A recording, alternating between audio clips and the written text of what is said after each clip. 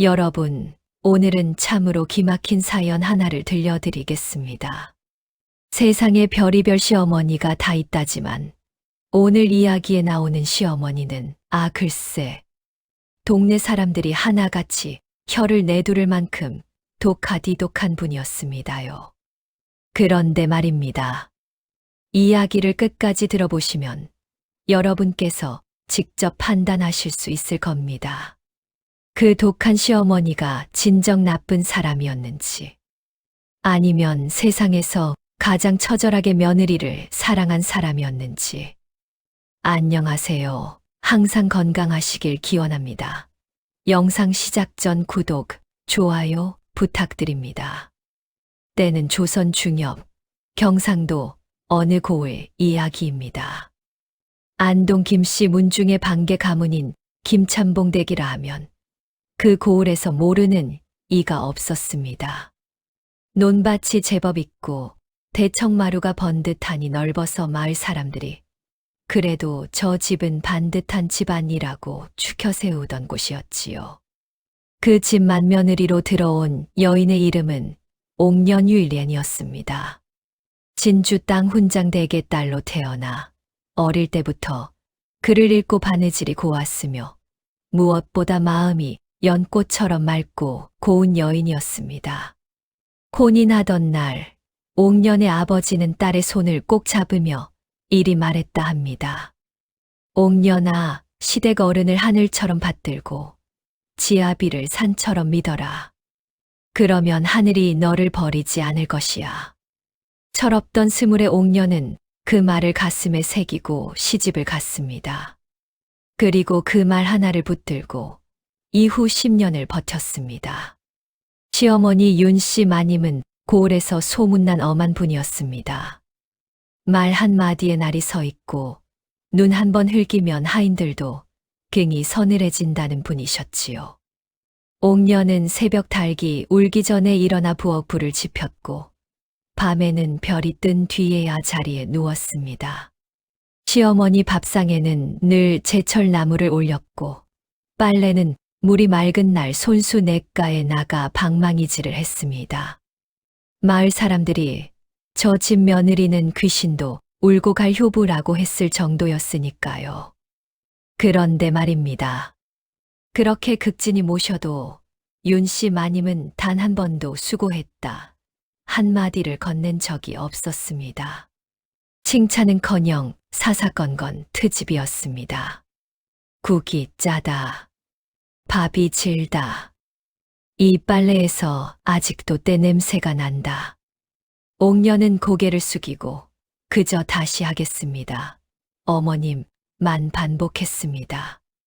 그러던 어느 해 가을, 남편 김서방이 갑자기 세상을 떠나고 말았습니다.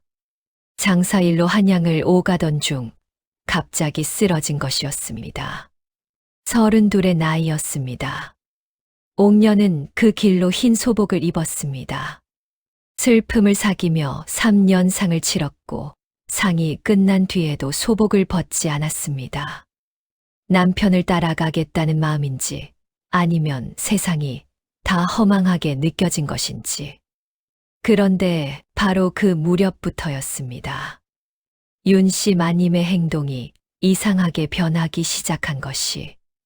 처음에는 그냥 심한 잔소리였습니다. 그런데 어느 날부터는 잔소리가 아니었습니다.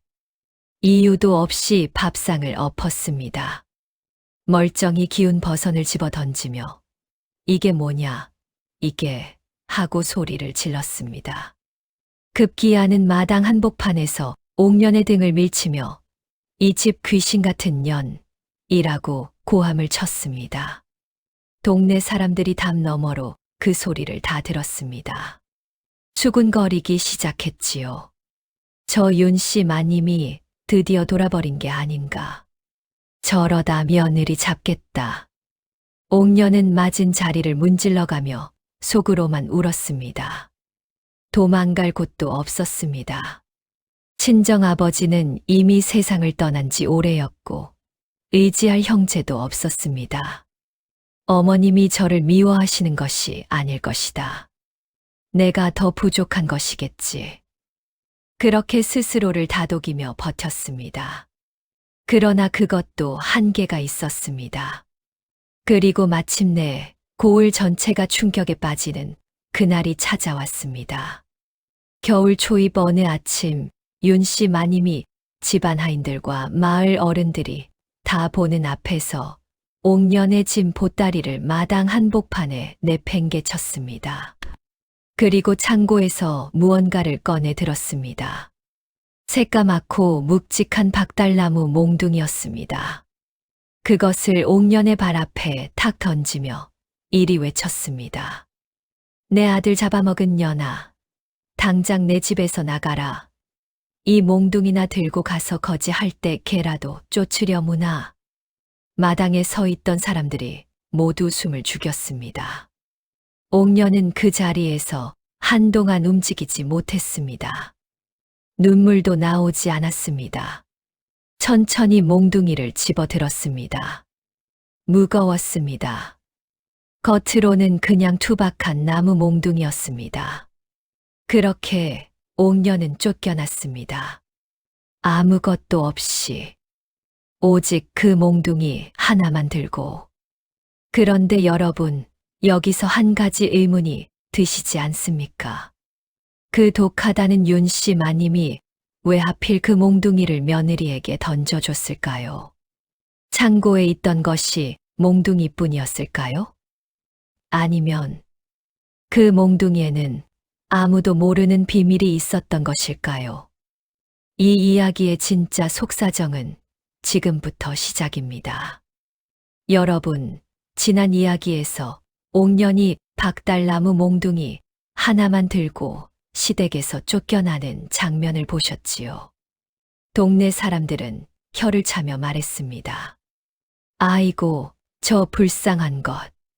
10년을 개같이 부려먹더니 이제 발길로 차는구나. 그런데 말입니다. 세상일이라는 게 늘 보이는 것이 전부가 아니랍니다. 오늘은 그 독하디독한 윤 씨 마님이 도대체 어떤 사람이었는지, 그리고 옥년과 그 집안 사이에 얼마나 깊은 사연이 얽혀 있었는지를 찬찬히 들여다보겠습니다. 이걸 알아야 이 이야기의 진짜 무게가 느껴지거든요. 윤 씨 마님이 처음부터 독한 사람은 아니었습니다. 젊은 시절 그녀는 충청도 예산 땅 윤진사 댁의 셋째 딸로 태어났습니다. 어릴 때부터 총명하고 야무져서 아버지가 늘 내가 아들이었더라면 과거를 봤을 것이야 라고 했을 정도였지요. 20의 김참봉 댁으로 시집을 왔는데 그때만 해도 웃음이 많고 살뜰한 여인이었다고 합니다. 남편 김참봉과 사이도 좋았고 아들 둘을 낳아 알콩달콩 살았습니다. 그런데 세상이 그녀 편만은 아니었습니다. 큰아들이 15 되던 해에 남편 김참봉이 갑작스런 병으로 세상을 떠났습니다. 그 순간부터 윤 씨의 삶이 달라졌습니다. 집안 재산을 노리는 문중 어른들이 하나둘 들이닥치기 시작했습니다.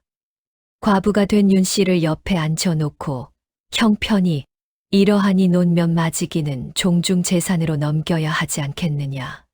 느니 아이들 교육은 우리가 맡을 터이니 재산 관리도 맡기는 게 순리. 느니 하며 조금씩 파고들었습니다. 그때 윤 씨는 깨달았습니다. 세상에 믿을 것은 자기 자신과 두 아들뿐이라는 것을.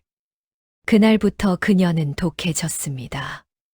문중 어른들을 하나하나 상대하며 재산을 지켰고 아들 둘을 악착같이 키웠습니다. 그 과정에서 웃음은 사라졌고 말에는 날이 서기 시작했습니다. 고을 사람들이 윤 씨 마님은 독하다 고 수군거렸지만 윤 씨는 개의치 않았습니다.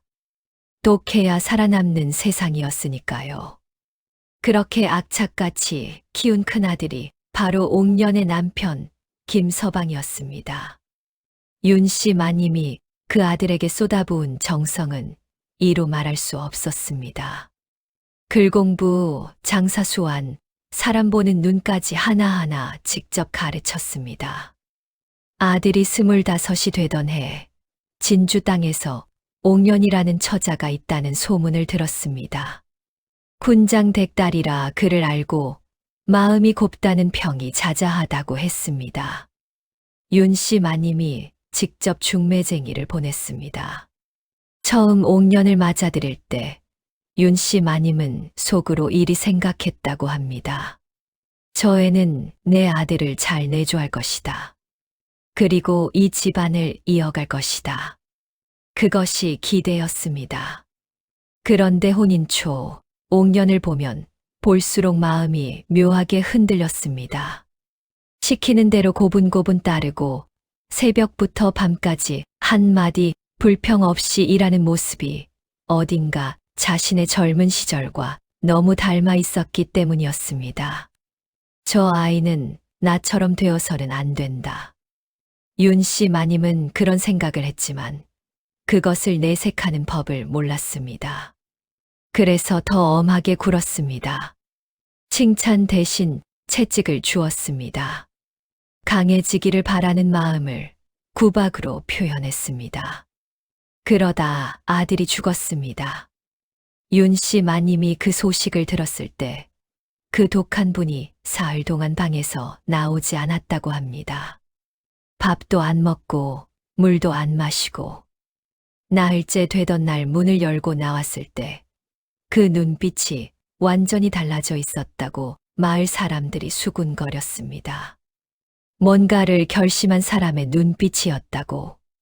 그리고 그때부터 윤씨 마님의 행동이 이상하게 변하기 시작한 것이었습니다. 자, 여기서 한 가지를 짚어드려야겠습니다. 아들이 죽던 그 무렵 이 집안을 둘러싼 바깥 사정이 심상치 않게 돌아가고 있었습니다.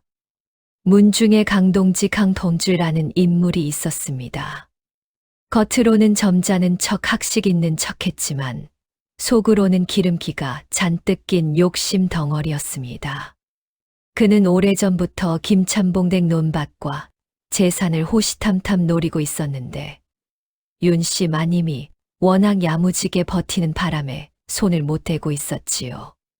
그런데 김서방이 죽고 집안의 장정이 없어지자 강동지의 눈빛이 달라졌습니다. 문중회의를 빌미로 들락거리기 시작했고 슬그머니 이런 말을 흘렸습니다. 과부 며느리가 이 큰 살림을 어찌 감당하겠소.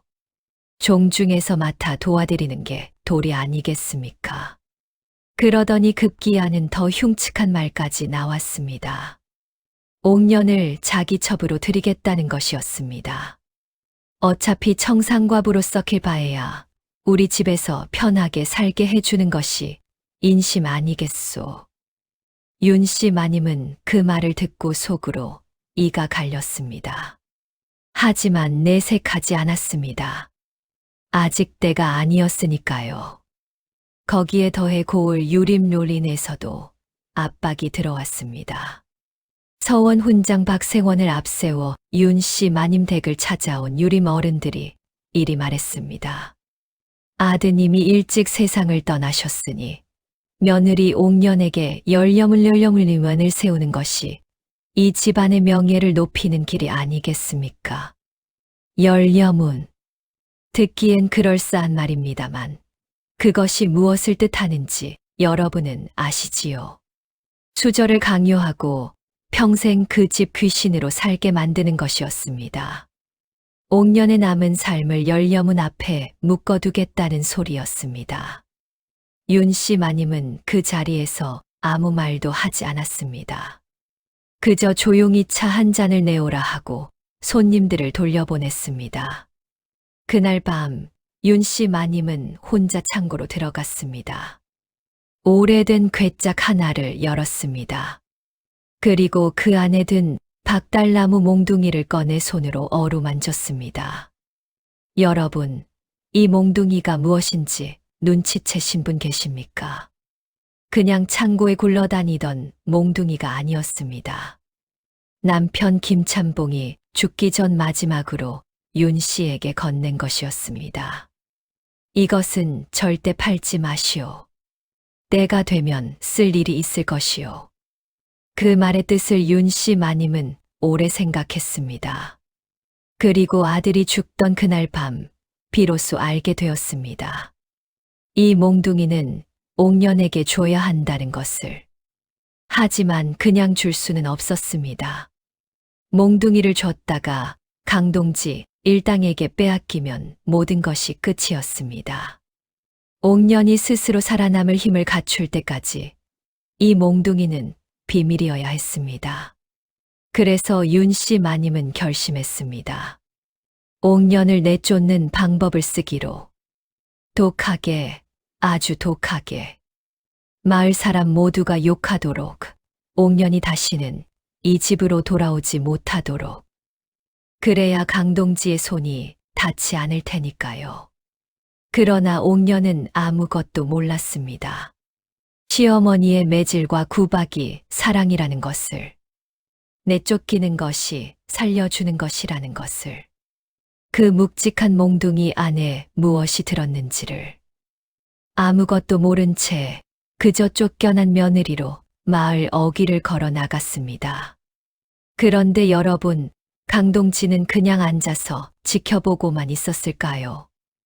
옥년이 몽둥이를 들고 집을 나서는 것을 그의 눈이 이미 따라가고 있었습니다. 여러분, 세상에 공짜는 없다고 했습니다. 누군가 쫓겨나면 반드시 그 뒤를 노리는 자가 있기 마련이지요. 옥년이 박달나무 몽둥이를 들고 마을 어귀를 벗어난 것은 이른 아침이었습니다.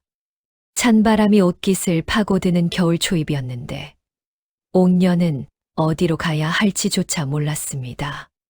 친정은 없고 기댈 친척도 없었습니다. 그냥 걸었습니다. 발이 가는 대로 그냥 걸었습니다. 그런데 그 뒷모습을 담 모퉁이에서 지켜보는 두 사람이 있었습니다. 강동지 강동지와 그의 신복 돌쇠였습니다. 강동지는 고을에서 나름 행세께나 하는 인물이었습니다. 문중 어른 행세를 하며 이 집 저 집 기웃거리고 관아의 아전들과도 눈빛이 통하는 자였습니다. 겉으로는 학식 있는 채, 점잖은 채였지만 속은 완전히 달랐습니다. 논밭을 빌려준다는 핑계로 가난한 소작농들한테 터무니없는 이자를 받아먹고 혼삿길의 중간에서 뒷돈을 챙기고 과부 집안을 노려 재산을 가로채는 것이 그의 주특기였지요. 그런 강동지가 옥년을 처음 본 것은 3년 전 김서방의 장례날이었습니다. 소복을 입고 상여 뒤를 따르는 옥년을 보며 강동지는 속으로 이미 계산을 시작했습니다. 저 여자 얼굴도 반반하고 몸가짐도 야무지다. 게다가 저 집 살림을 도맡아 해왔으니 재산이 어디 있는지도 다 알겠지.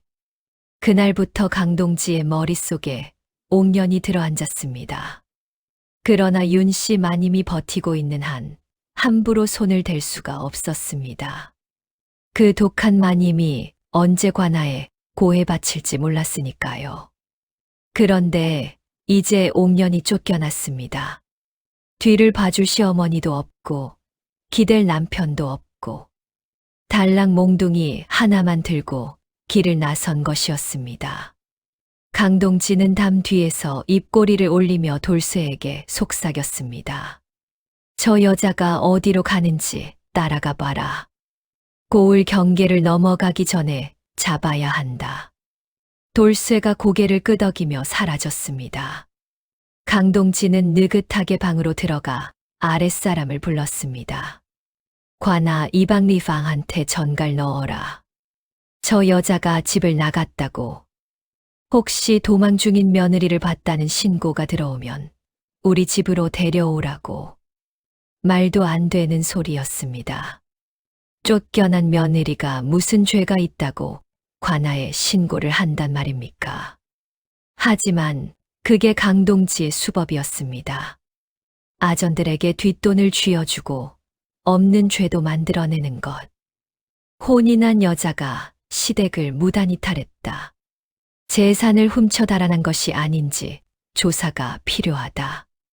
이런 식으로 엮어서 옥년을 올가맬 생각이었습니다. 일단 관아에 끌려가면 그 다음은 강동지 마음대로였습니다. 한편 옥년은 그런 사실을 까맣게 모른 채 산길을 걷고 있었습니다.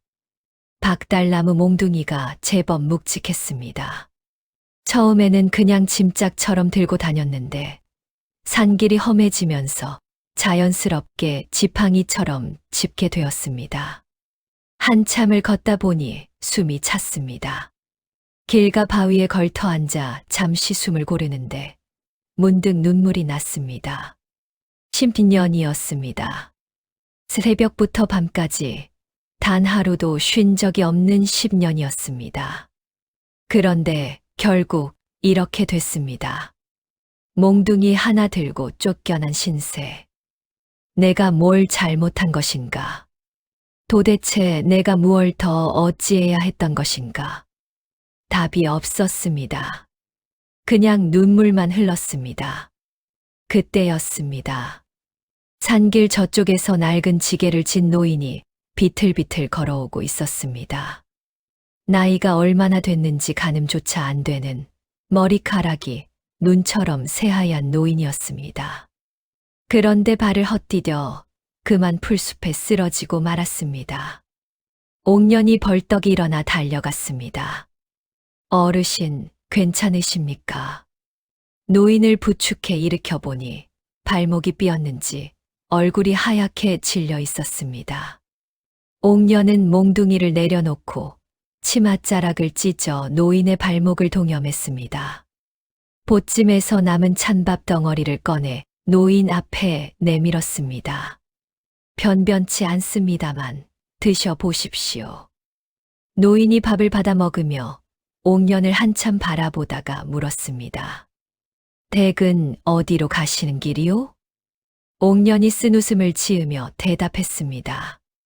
저도 모르겠습니다, 어르신. 노인이 고개를 끄덕이며 말했습니다. 그 몽둥이 함부로 버리지 마시오. 그리고 함부로 내려놓지도 마시오. 옥년이 어리둥절해서 몽둥이를 내려다보는데 노인이 다시 말을 이었습니다. 무거운 짐이 있거든 한 번쯤은 그 무게를 의심해 보는 것이 좋소. 가볍다고 생각했던 것이 진짜 짐이고 무겁다고 생각했던 것이 진짜 보물인 경우가 세상에는 많소이다. 옥년은 그 말이 무슨 뜻인지 그 순간에는 알지 못했습니다. 그냥 이상한 노인이라고 생각했지요. 노인은 옥년의 부축을 받아 몸을 추스르더니 산 아래 마을 쪽으로 천천히 내려갔습니다. 뒤돌아보지 않았습니다. 옥년이 다시 몽둥이를 들고 길을 나서려는데 저쪽 산길에서 발자국 소리가 들렸습니다. 한 사람이 아니었습니다. 여럿이었습니다. 옥년이 멈춰 섰습니다.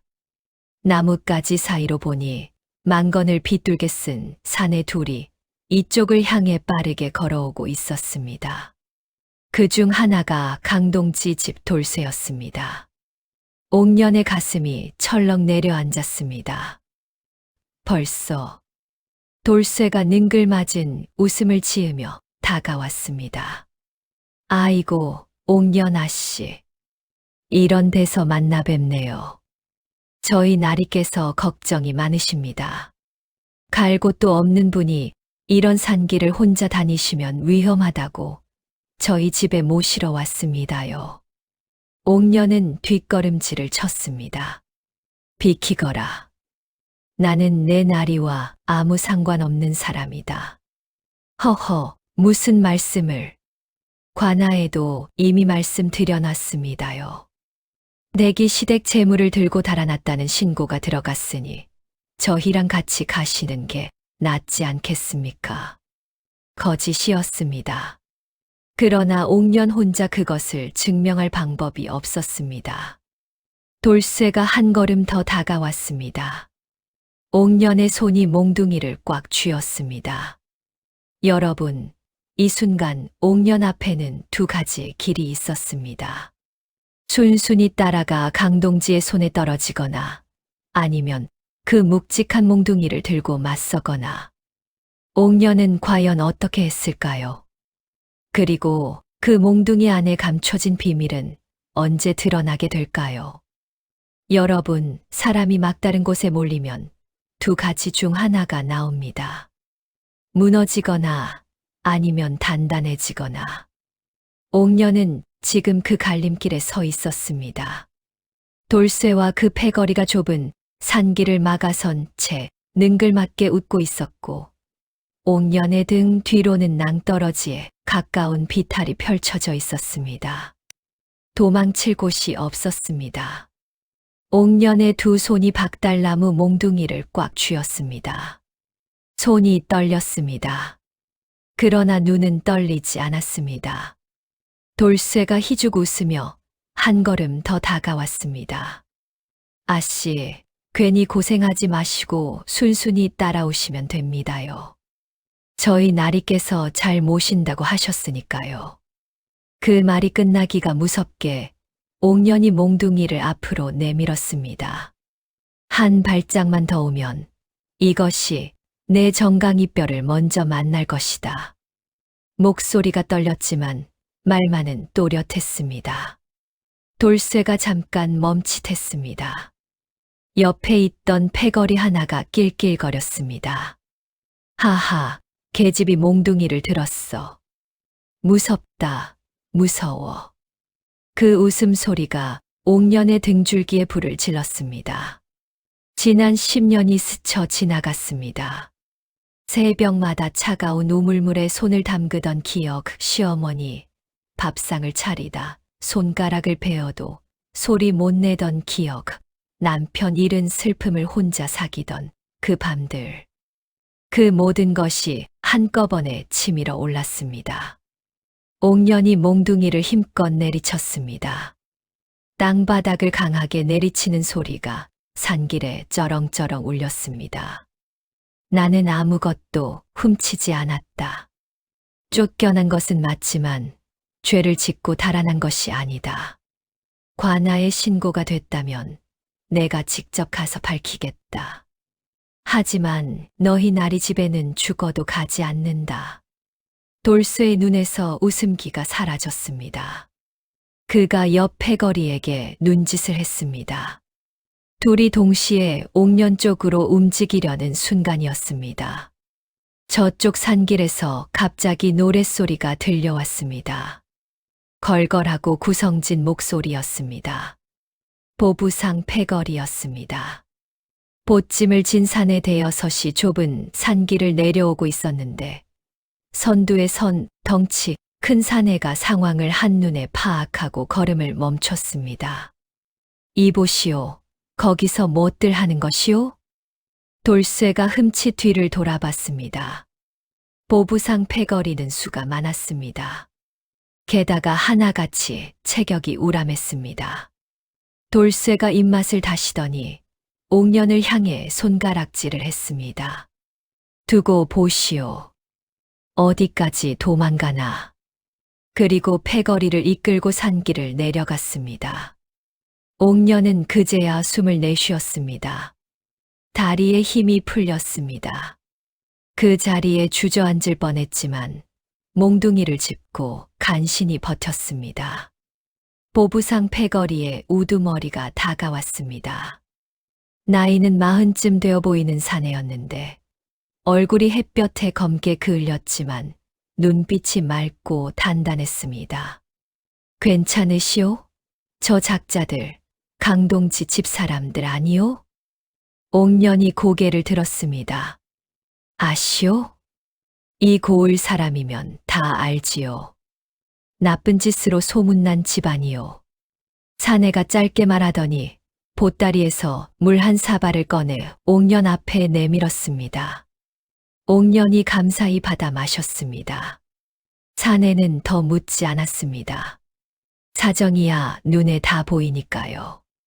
어디로 가실 참이요? 고을 넘어 장터가 있다고 들었습니다. 옥년의 목소리에는 확신이 없었습니다.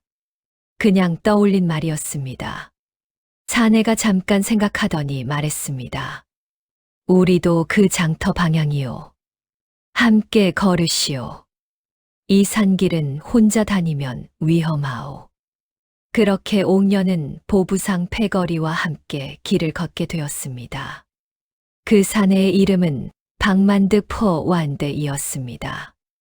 경상도 일대를 발품 팔아 다니는 보부상으로 비단과 약재를 주로 다루었습니다. 과묵한 사람이었습니다. 걸으면서도 말이 많지 않았고 쓸데없는 것을 묻지도 않았습니다. 그런데 한 가지, 자꾸 눈길이 박달나무 몽둥이에 가서 머물렀습니다. 옥년이 눈치를 채고 물었습니다. 이 몽둥이가 이상하오?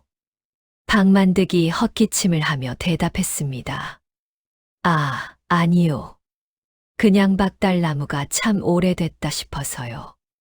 박달나무는 단단하기로 유명한데 저 정도 굵기면 무게가 꽤 나갈 텐데 표면이 말을 흐렸습니다.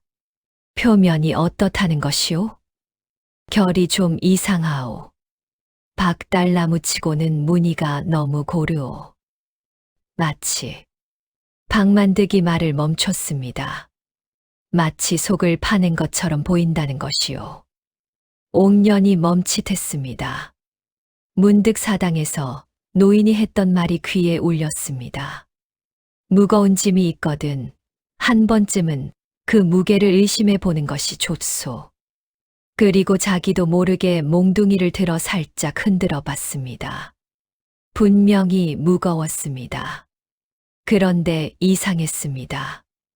나무 몽둥이 치고는 뭔가 무게가 고르지 않았습니다. 한쪽이 더 묵직했습니다. 옥년의 눈빛이 달라졌습니다. 그날 밤 일행이 산길 옆 낡은 주막에 들었습니다. 박만득 일행은 큰 방에 모여 앉아 저녁을 먹었고 옥년은 구석 자리에 혼자 앉아 몽둥이를 무릎에 올려놓고 가만히 들여다봤습니다. 두드려봤습니다. 윗부분은 둔탁한 소리가 났습니다. 아랫부분도 두드렸습니다. 소리가 달랐습니다. 조금 더 맑은 소리가 났습니다. 비어 있다는 뜻이었습니다. 옥년은 손가락으로 아랫부분 마디를 따라 천천히 더듬었습니다. 그런데 끝부분에 아주 미세한 틈이 느껴졌습니다. 사람 손으로 만든 틈이었습니다. 마개였습니다. 옥년의 심장이 빠르게 뛰기 시작했습니다. 하지만 그 자리에서 열지 않았습니다. 주막에는 사람들이 많았습니다. 강동지의 눈이 어디까지 닿아 있는지 알 수 없었습니다. 옥년은 조용히 몽둥이를 다시 내려놓으며 눈을 감았습니다. 어머님 도대체 이 안에 무엇을 감추신 것입니까? 그런데 바로 그 순간이었습니다. 주막 문이 벌컥 열리며 낯선 사내 하나가 들어왔습니다. 눈빛이 날카로웠습니다. 들어서자마자 방 안을 훑어보더니 시선이 옥년에게 멈췄습니다. 그리고 품속에서 문서 한 장을 꺼내 주막 주인에게 내밀었습니다. 관아에서 나왔소. 이 고을 경계를 넘어온 여인을 찾고 있소. 시댁 재물을 훔쳐 달아난 혐의요. 주막 안이 술렁였습니다. 사람들의 시선이 일제히 옥년에게 쏠렸습니다.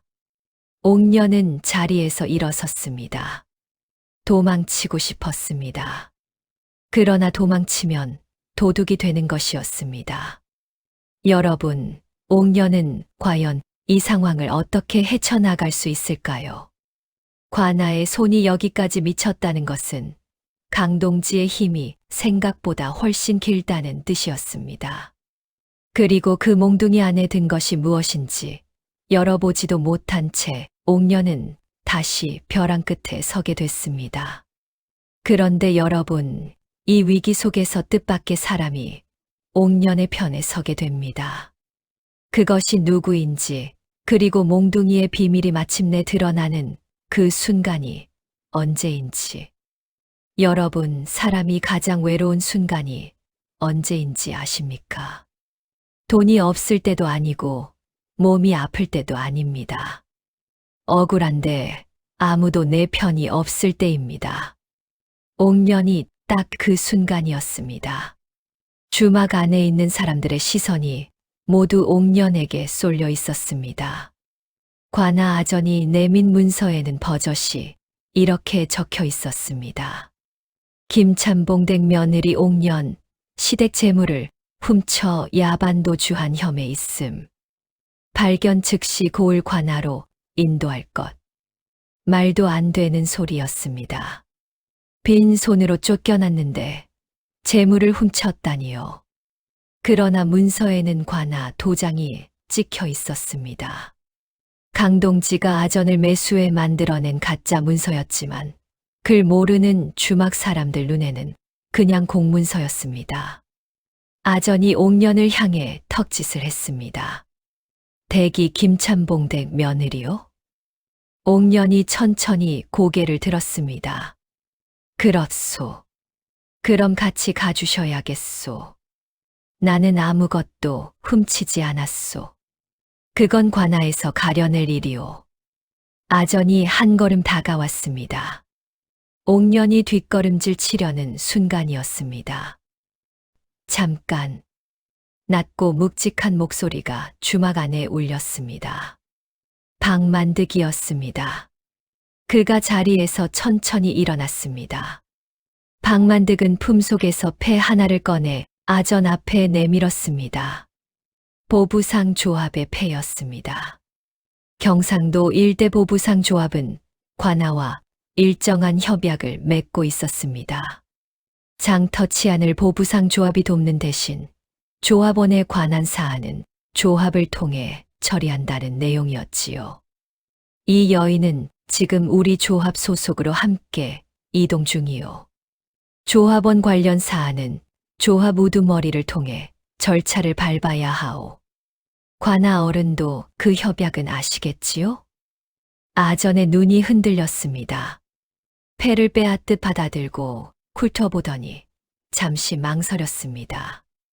보부상 조합은 함부로 건드렸다간 비탈이 생기는 조직이었습니다.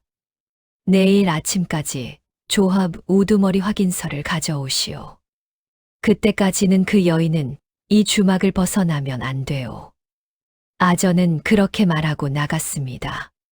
주막 안의 긴장이 조금 풀렸습니다. 옥년이 박만득을 바라봤습니다.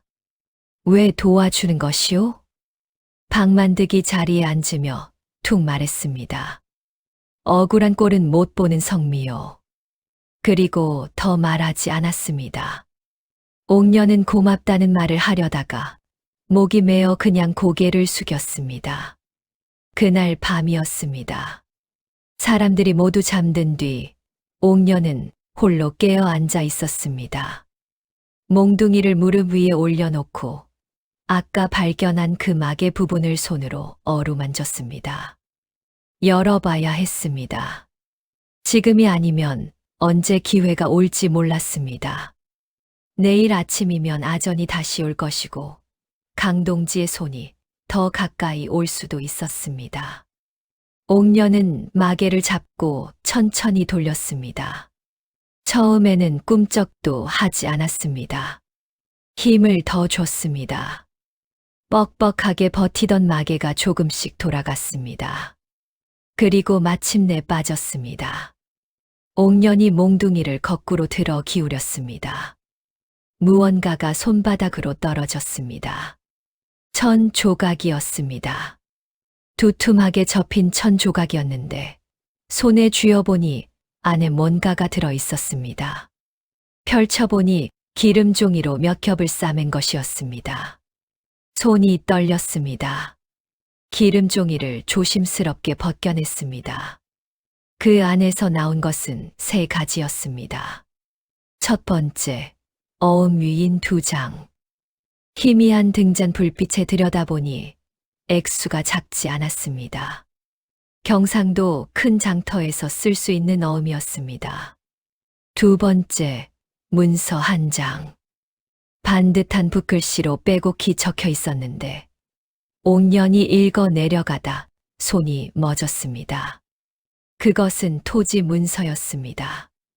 이 고을에서 두 고을 넘어 충청도 어느 땅에 논 12마지기와 집 한 채가 옥년의 이름으로 이미 등재되어 있다는 내용이었습니다.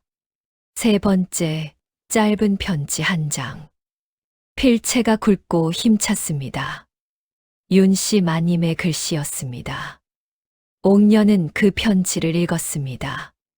손이 떨려서 글자가 흔들렸습니다. 아니, 눈물이 고여서 흔들린 것이었습니다. 편지 내용을 다 말씀드리긴 어렵지만 핵심은 이러했습니다. 내가 이것을 읽고 있다면 드디어 그 몽둥이의 무게를 의심한 것이다. 늦지 않았다. 나는 너를 미워한 것이 아니다. 내가 이 집에 묶여 평생 귀신처럼 사는 꼴을 볼 수가 없었다.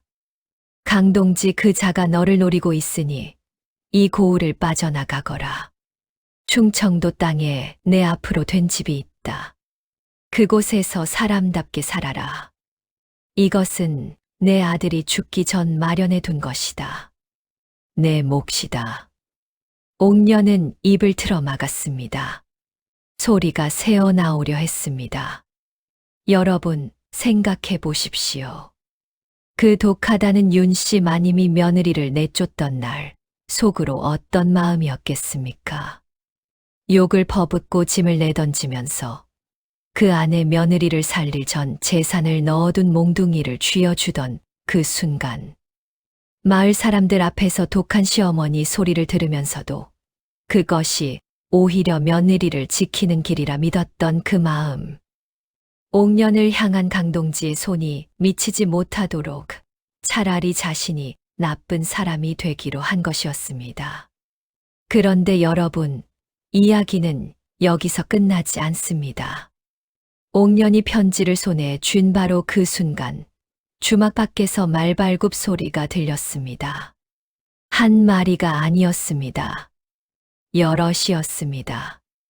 옥년이 등잔을 끄고 창호지 틈으로 밖을 내다봤습니다. 횃불을 든 사내들이 주막을 둘러싸고 있었습니다. 강동지였습니다.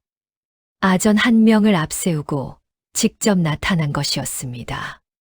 강동지의 목소리가 어둠 속에서 울렸습니다.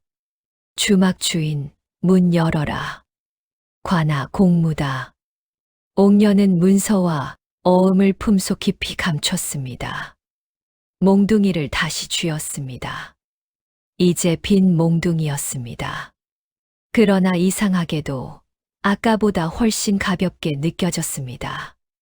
무게가 빠진 것이 아니었습니다. 두려움이 빠진 것이었습니다. 박만득이 어느새 옥년 옆에 와 있었습니다. 잠을 자지 않았던 모양이었습니다. 낮은 목소리로 말했습니다. 뒷문이 있소. 지금 나가면 산길로 빠져나갈 수 있소. 옥년이 고개를 저었습니다. 도망치면 평생 도망쳐야 하오. 박만득이 잠시 옥년을 바라봤습니다. 그 눈빛에서 뭔가가 달라지는 것이 느껴졌습니다. 그럼 어쩔 참이요? 옥년이 품속 문서를 꺼내 박만득 앞에 내밀었습니다. 이것을 읽어줄 수 있소. 나는 이것을 가지고 저자 앞에 서겠소. 여러분, 옥년의 손에 든 것은 이제 몽둥이가 아니었습니다. 시어머니가 목숨처럼 지킨 문서였습니다. 그것이 강동지의 계략을 무너뜨릴 수 있을까요? 아니면 강동지는 그것마저도 빼앗아 버릴 만큼 깊은 수를 두고 있었을까요? 그리고 박만득, 이 과묵한 보부상은 도대체 어떤 사람이길래 처음 만난 여인의 편에 서는 것일까요? 그의 눈빛이 달라진 것은 과연 우연이었을까요? 여러분, 세상에서 가장 무서운 것이 무엇인지 아십니까? 칼을 든 사람도 아니고 권력을 가진 사람도 아닙니다. 잃을 것이 없는 사람입니다. 옥년이 딱 그런 사람이 되어 있었습니다. 남편도 없고 시댁도 없고 돌아갈 곳도 없었습니다. 그런데 이상하게도 그 순간 옥년은 태어나서 처음으로 두렵지 않았습니다. 품속에 문서를 품고 빈 몽둥이를 손에 쥔 채 주막문이 열리기를 기다렸습니다. 강동지가 아전 둘을 앞세우고 주막 안으로 들어왔습니다. 횃불 빛에 비친 그의 얼굴은 기름지고 느긋했습니다. 이미 다 된 밥이라고 생각하는 사람의 얼굴이었습니다. 방 안을 훑다가 옥년과 눈이 마주쳤습니다. 강동지가 실실 웃었습니다. 아이고, 여기 계셨구나.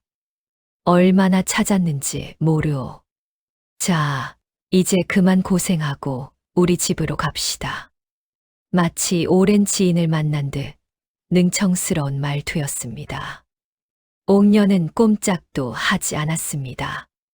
나는 아무 데도 가지 않소. 강동지의 눈꼬리가 올라갔습니다. 허허, 고집도 세시오. 관아 공문이 나왔는데도 그 공문이 진짜인지 가짜인지는 사또 나리께서 직접 판단하실 일이오. 강동지가 잠깐 멈칫했습니다. 그때 박만득이 나섰습니다.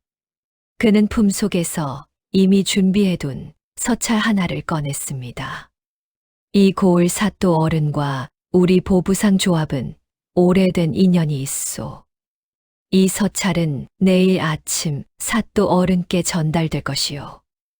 내용인즉슨 관하 공문서가 사사로운 청탁으로 발급된 정황이 있으니 확인을 요청한다는 것이요.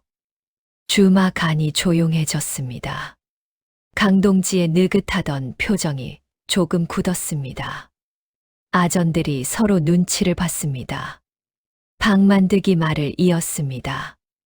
그리고 이 여인이 가진 문서를 보시오. 옥년이 품속에서 토지 문서와 어음을 꺼내 들었습니다. 이것은 충청도 어느 고을 관하에 이미 등재된 토지 문서요. 내 이름으로 된 땅과 집이 있소. 내가 재물을 훔쳐 달아난 사람이라면 어찌 이런 문서가 존재하겠소. 강동지의 눈이 문서를 향했습니다. 순간 그의 눈빛이 달라졌습니다. 욕심이 번뜩이는 눈빛이었습니다. 그 문서 어디서 났소? 강동지의 목소리가 처음으로 낮아졌습니다. 내 시어머니께서 마련해 주신 것이요. 윤씨 마님이? 강동지가 헛웃음을 쳤습니다. 그러나 그 웃음 뒤에 당황함이 숨어 있다는 것을 옥년은 느꼈습니다. 강동지는 몰랐던 것이었습니다. 윤씨 마님이 그런 준비를 해뒀다는 것을. 며느리를 내쫓기 훨씬 전부터 이미 수를 두고 있었다는 것을. 강동지가 아전에게 눈짓을 했습니다. 그 문서 가져와. 아전이 옥년 쪽으로 다가갔습니다. 그 순간이었습니다. 주막 뒷문이 벌컥 열렸습니다. 들이닥친 것은 보부상 패거리였습니다. 박만득이 잠자리에 드는 척하면서 이미 사람들을 불러 모아둔 것이었습니다. 우람한 체격의 사내 8비 아전들 앞을 막아섰습니다. 주막 안의 균형이 단번에 뒤집혔습니다. 강동지의 얼굴이 불그락푸르락했습니다. 이것들이 감히. 박만득이 조용하고 단단하게 말했습니다. 강동지 나리, 오늘은 그냥 돌아가시는 게 낫겠소. 내일 아침 사또 어른 앞에서 이 문서의 진위를 가리면 될 일이오. 그때 나리의 공문서도 함께 보여드리면 되겠지요. 강동지는 결국 발길을 돌렸습니다. 그러나 나가면서 옥년을 향해 낮게 으르렁댔습니다. 두고 보자. 사또가 내 편을 들어줄 것 같으냐. 문이 닫혔습니다. 주막 안이 한동안 조용했습니다. 옥녀는 그제야 힘이 빠져 자리에 주저앉았습니다. 박만득이 옆에 물 한 사발을 내려놓으며 말했습니다. 오늘 밤은 넘겼소. 하지만 내일이 문제요. 압니다. 옥년이 고개를 끄덕였습니다. 그리고 품속 편지를 다시 꺼내 읽었습니다. 윤씨 마님의 굵은 글씨가 등잔 불빛에 흔들렸습니다. 내가 이것을 읽고 있다면 드디어 그 몽둥이의 무게를 의심한 것이다. 옥년은 그 문장을 손으로 짚었습니다.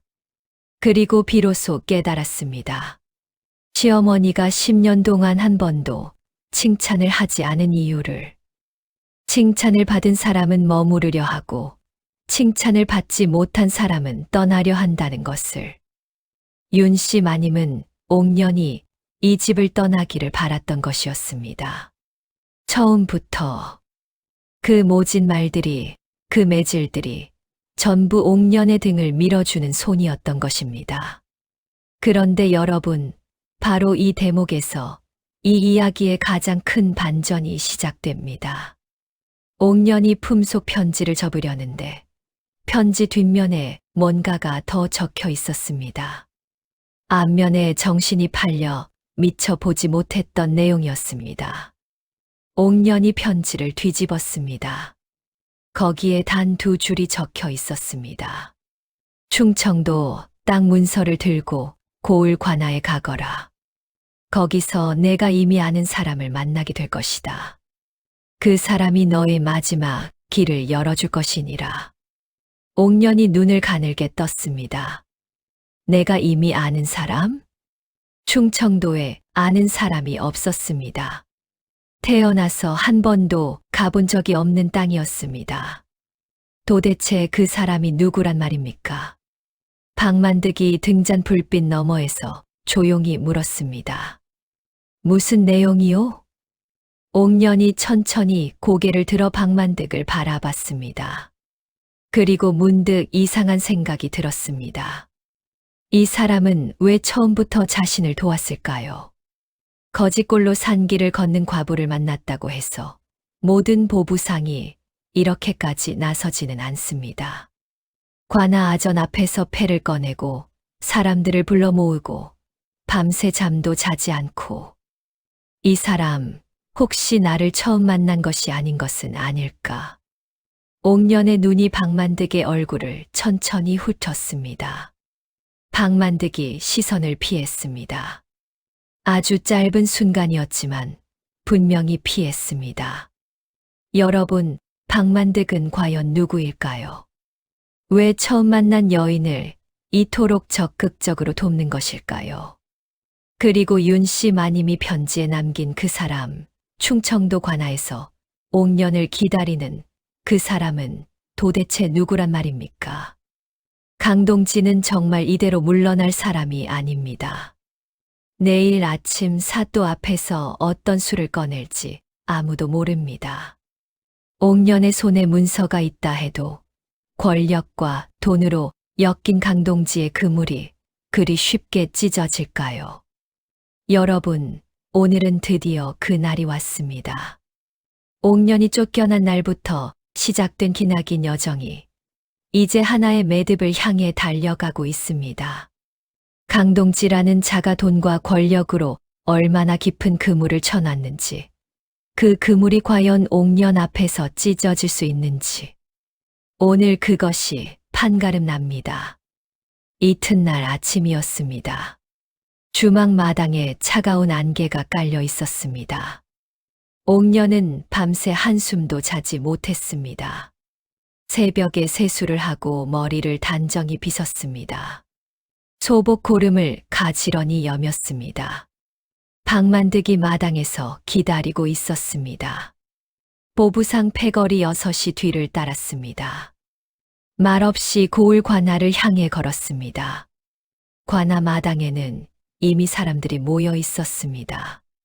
소문이 빠른 것이 시골 고을이라 간밤에 주막에서 있었던 일이 벌써 퍼진 모양이었습니다. 구경꾼들이 담 주변에 들어찼고 그 너머에는 강동지가 이미 자리를 잡고 앉아 있었습니다. 옆에 아전 둘을 거느리고 느긋하게 갓을 고쳐 쓰는 모습이 마치 이미 이긴 사람 같았습니다. 옥년이 들어서자 강동지가 실실 웃으며 말했습니다. 잘 오셨소. 사또 어른 앞에서 낱낱이 밝혀봅시다. 잠시 후 사또가 나왔습니다. 이 고을 사또 이현감은 나이 50이 넘은 근엄한 분이었습니다. 무능한 사람이 아니었습니다. 오히려 이 고을에 부임한 뒤로 억울한 소장농들의 민원을 꼼꼼히 들어주는 것으로 소문이 만 분이었지요. 강동지가 그간 이현감 몰래 아전들을 매수해 일을 처리해 온 것은 바로 이현감 앞에서는 제 꾀가 통하지 않는다는 것을 알았기 때문이었습니다. 이현감이 자리에 앉으며 양쪽을 천천히 바라봤습니다. 무슨 일인지 들어보자. 강동지가 먼저 나섰습니다. 준비한 말이 많은 사람답게 청산유수로 풀어냈습니다. 김참봉댁 며느리가 시어머니 몰래 집안 재물을 챙겨 달아났다. 시어머니가 워낙 노쇠하여 직접 고하지 못하고 문중 어른인 자신이 대신 신고했다. 며느리를 찾아 돌려보내는 것이 도리라는 것이었습니다. 막힘이 없었습니다. 구경꾼들 사이에서 수군거림이 일었습니다. 이현감이 옥년을 바라봤습니다. 내가 할 말이 있느냐? 옥년이 앞으로 나섰습니다. 무릎을 꿇고 문서를 두 손으로 공손히 내밀었습니다. 나리, 이것을 봐주십시오. 이현감이 문서를 받아 읽었습니다. 읽는 시간이 길었습니다. 그 시간 동안 강동지는 겉으로는 태연했지만 손가락이 미세하게 떨렸습니다. 옥년이 입을 열었습니다. 저는 아무것도 훔치지 않았습니다. 이 토지 문서는 시어머니께서 미리 마련하신 것으로 충청도 고을 관하에 이미 등재되어 있습니다. 재물을 훔쳐 달아난 사람이라면 이런 문서가 존재할 수 없습니다. 그리고 나리, 한 가지 더 여쭙겠습니다.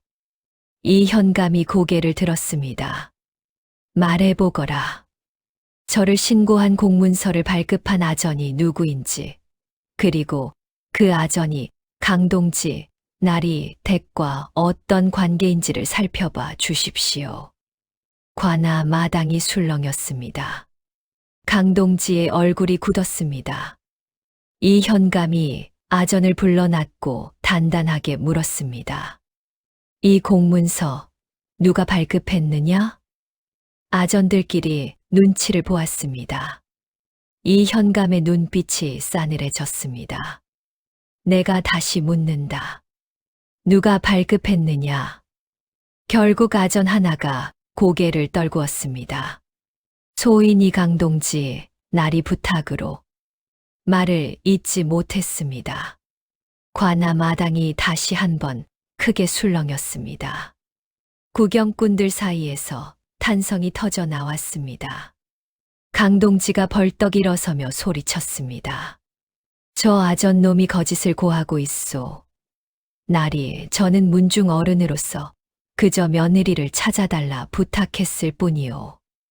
이현감이 강동지를 바라봤습니다. 그 눈빛이 조용하고 서늘했습니다. 강동지, 그대는 지금까지 이 고을에서 몇 건의 민원이 그대 이름으로 접수된 것을 아는가?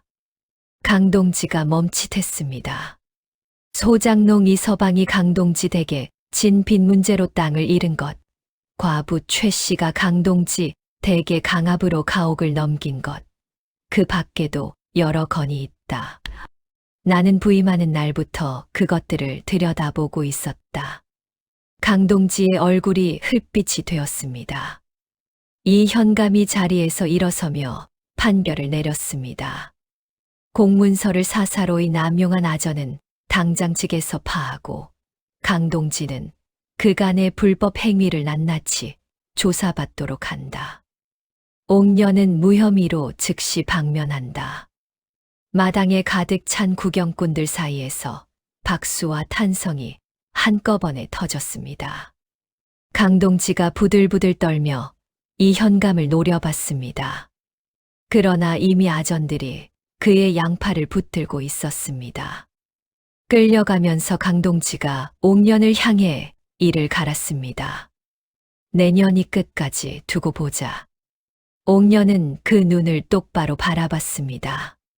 떨지 않았습니다. 관아 마당이 정리되고 사람들이 하나둘 흩어졌습니다. 옥년이 마당에 서서 멍하니 하늘을 올려다봤습니다. 겨울 하늘이었는데 유난히 맑았습니다. 그때 이 현감이 옥년을 따로 불렀습니다. 잠깐 들어오너라. 내실로 들어서니 이 현감이 문서 하나를 꺼냈습니다. 충청도 관아에서 온 문서다. 옥년이 눈을 크게 떴습니다. 이미 공문이 왔다는 것이었습니다. 충청도 아무개고을에 옥년이라는 이름으로 등재된 토지와 가옥이 있다는 것은 사실이다. 그런데 한 가지, 그 문서를 처음 접수시킨 사람이 따로 있다. 옥년이 조용히 물었습니다. 누구입니까? 이 현감이 잠깐 옥년을 바라보더니 말했습니다. 박만득이라는 보부상이다. 옥년이 멈췄습니다. 이 현감이 말을 이었습니다. 그 사람이 2년 전에 충청도 관아에 직접 찾아가 토지 문서 등재를 도왔다고 한다.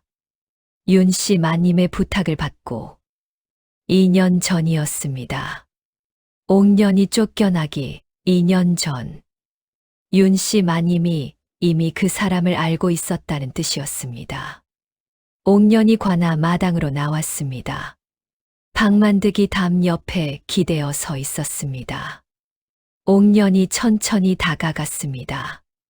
2년 전 충청도 관아에 간 것이 당신이요? 박만득이 시선을 피하지 않았습니다. 이번에는 똑바로 바라보았습니다. 윤씨 마님이 부탁하셨소. 언제부터 어머님을 알았소? 박만득이 잠시 침묵했습니다. 그리고 천천히 입을 열었습니다. 내가 보부상 일을 처음 시작할 때 미천을 빌려주신 분이 김참봉 나리 내외분이셨소. 그 은혜를 갚을 날만 기다리고 있었는데 김 서방이 돌아가셨다는 소식을 들었소. 그 뒤로 윤씨 마님이 편지를 보내셨소. 부탁이 있다고. 여러분, 이제 모든 퍼즐이 맞춰지기 시작합니다. 윤씨 마님은 혼자 이 모든 것을 준비한 것이 아니었습니다. 남편 김참봉이 살아있을 때부터 두 사람이 함께 심어둔 씨앗이었습니다.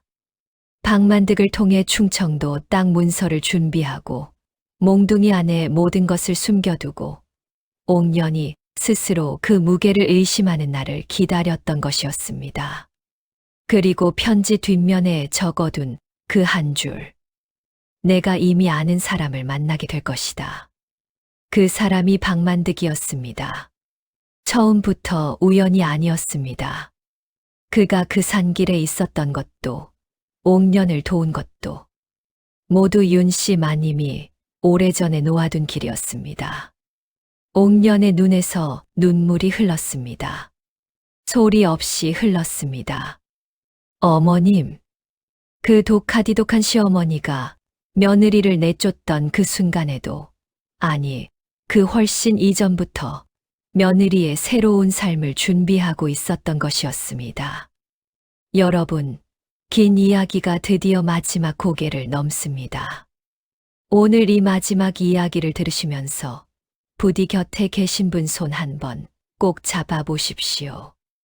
우리 살면서 누군가에게 받은 매질이 사실은 사랑이었다는 것을 뒤늦게 깨달은 적이 한 번쯤은 있지 않으십니까?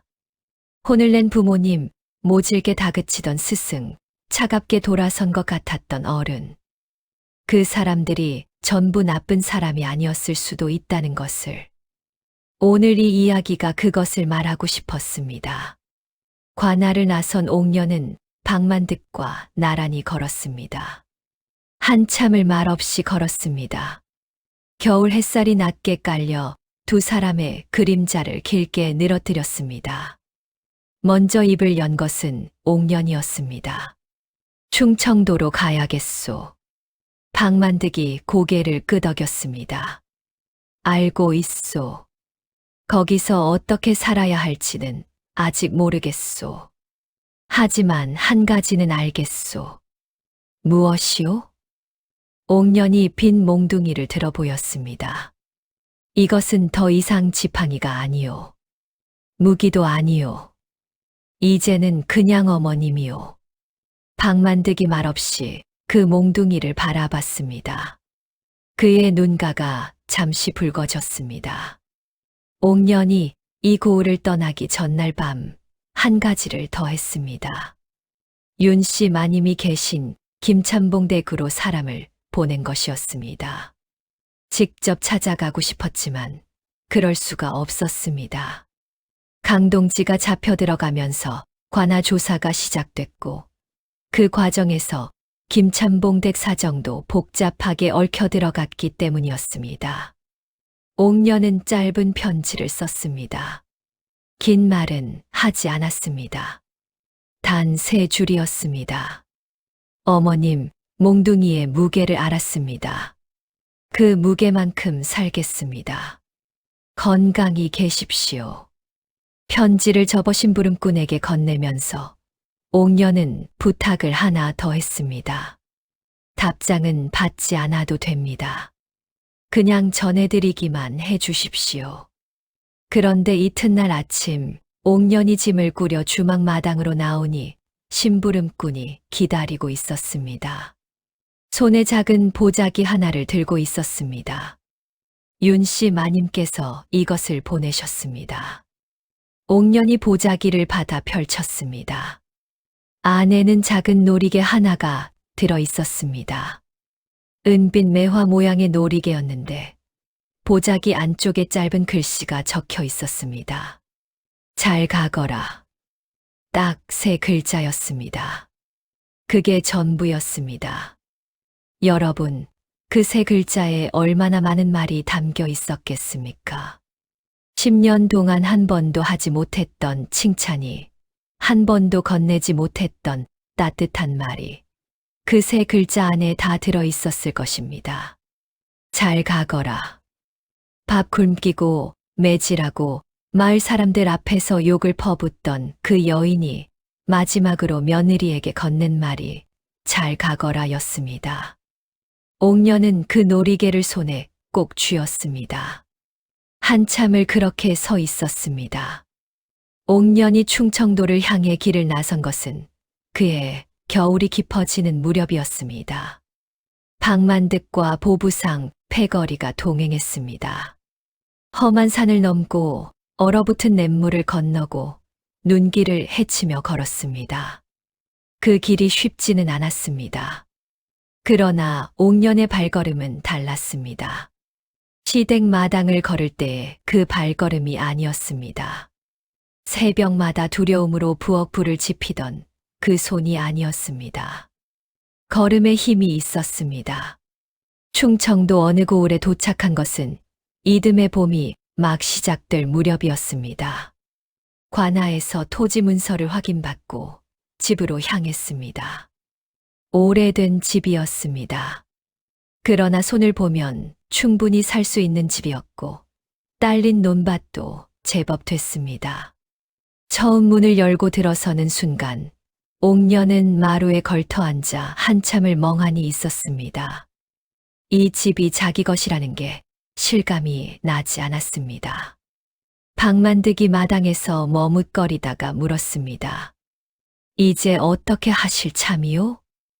옥년이 마루에서 일어서며 대답했습니다. 아이들을 가르치겠소. 박만득이 눈을 크게 떴습니다.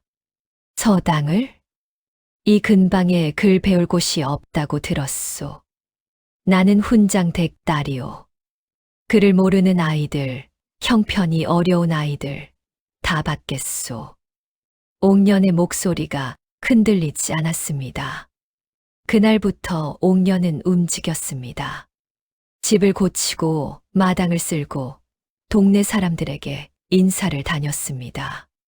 처음에는 낯선 이방인을 경계하는 눈빛들이었습니다. 그러나 옥년이 동네 아이 하나가 냇가에서 빠진 것을 건져내고 병든 노인에게 약재를 구해다 드리고 글 모르는 아낙네에게 이름 쓰는 법을 가르쳐 주면서 하나둘 마음이 열렸습니다. 봄이 지나고 여름이 오기 전 옥년의 집 마당에는 아이들이 가득 찼습니다. 서당이라고 하기엔 소박했지만 아이들의 소리로 넘쳐났습니다. 옥년은 그 소리가 좋았습니다. 시댁 마당의 그 차갑고 조용한 새벽이 아니었습니다. 따뜻하고 시끄럽고 살아있는 소리였습니다.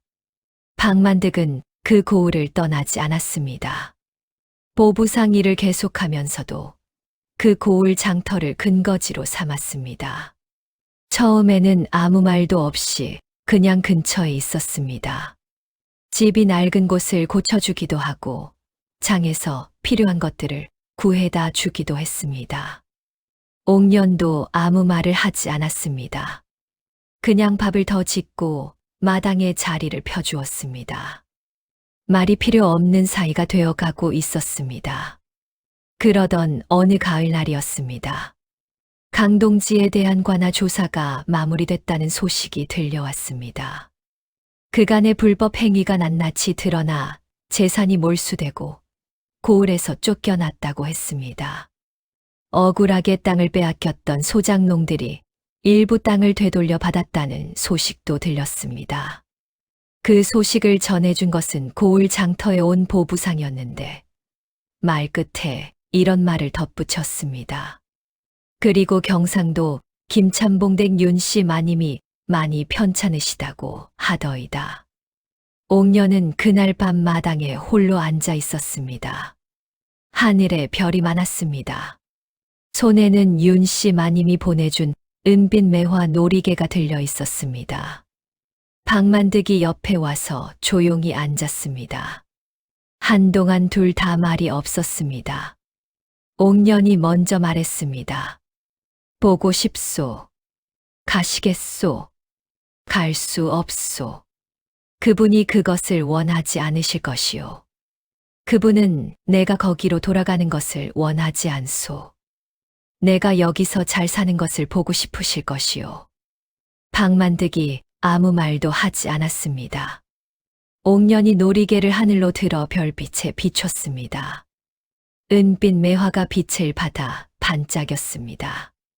어머님, 저 잘 살고 있습니다. 혼잣말이었습니다.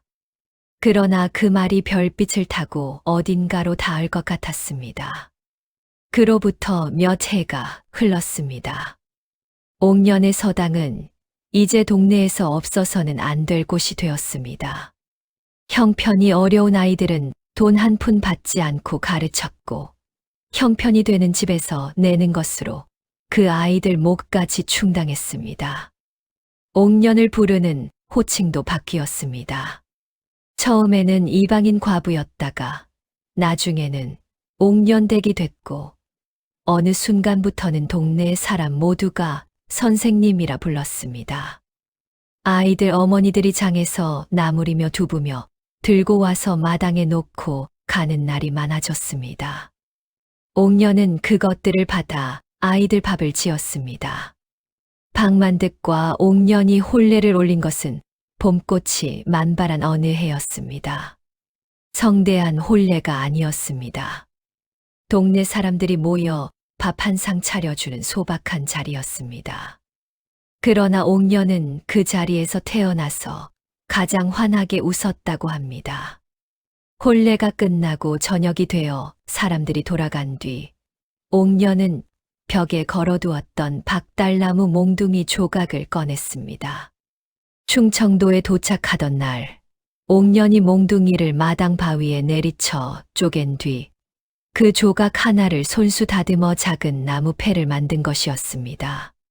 거기에 직접 글씨를 새겨두었습니다. 단 두 글자였습니다. 살아라. 여러분, 윤 씨 마님이 며느리를 내쫓으며 던진 말이 기억나십니까? 빌어먹을 때 개라도 쫓으려무나. 그 말이 얼마나 모진 말입니까? 그런데 그 몽둥이 안에 며느리의 새 삶이 들어 있었습니다. 새 땅이 들어 있었고, 새 집이 들어 있었고, 새 인생이 들어 있었습니다. 욕처럼 들렸던 말이 사실은 세상에서 가장 간절한 기도였습니다. 제발 살아라. 내 아들 없어도, 이 집 없어도 제발 살아라. 세상에 참 많은 어머니들이 있습니다.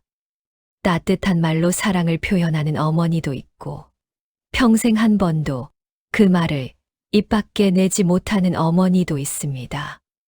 그런데 여러분, 말로 표현하지 못한 사랑이 사랑이 아닌 것은 아닙니다. 어쩌면 말로 표현하지 못할 만큼 크고 깊어서 그냥 묵묵히 행동으로만 남겨두는 사랑도 있는 것입니다. 지옥 같은 몽둥이 안에 천국의 노잣돈을 숨겨두는 것처럼 옥년이 마루에 앉아 그 나무 패를 손으로 어루만지는 동안 마당에서는 아이들 웃음소리가 넘쳐 흘렀습니다. 봄꽃이 담장 너머로 흐드러지게 피어 있었습니다. 찬물에 손을 담그며 끝없는 빨래를 하던 그 새벽이 이제는 까마득한 다른 세상 이야기 같았습니다. 옥년이 조용히 웃었습니다. 처음으로 아무 이유 없이 그냥 웃었습니다. 여러분, 오늘 이야기 어떠셨습니까? 살다 보면 누군가에게 받은 상처가 사실은 나를 살리는 상처였다는 것을 뒤늦게 알게 될 때가 있습니다. 그때 그 사람을 미워했던 마음이 부끄러워지는 순간이 있지요. 그것이 삶이고 그것이 인연입니다. 지옥의 몽둥이가 천국의 노잣돈이 되는 데는 그저 시간이 필요했을 뿐이었습니다. 오늘도 긴 이야기 끝까지 함께 해주셔서 고맙습니다.